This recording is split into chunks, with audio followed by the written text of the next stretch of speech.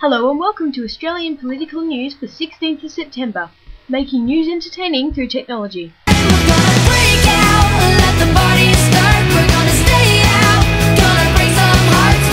Hello and welcome to the second edition of Australian political news, the only political roundup you'll need to hear.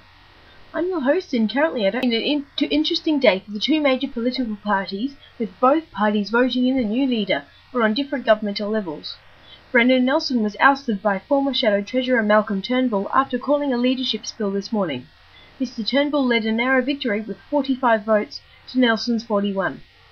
Head of the movement to scrap the current system of constitutional monarchy in 1999, Turnbull rejected Prime Minister Kevin Rudd's calls for bipartisan support for a republic, saying that the issue should be left until the end of current Queen Elizabeth II's reign.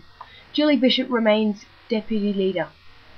The other leadership change today occurred within the WA Labor Party. Former Deputy Premier and Treasurer Eric Ripper seized leadership after outgoing Premier Alan Carpenter resigned.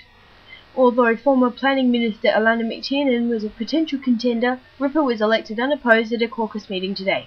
He said that the newly formed Liberal Nationals coalition was fragile and Labor would be ready to govern whenever necessary.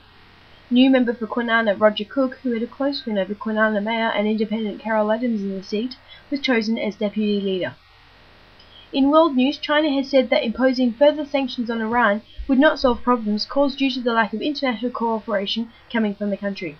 Iran recently refused to cooperate with the United Nations investigators. China has veto powers on the UN Security Council, therefore a US-led effort to impose more sanctions on Iraq would probably fail.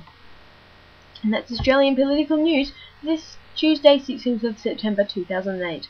For more news and opinions, go to Australian Politics Online at ozpol.wordpress.com or Google News at news.google.com.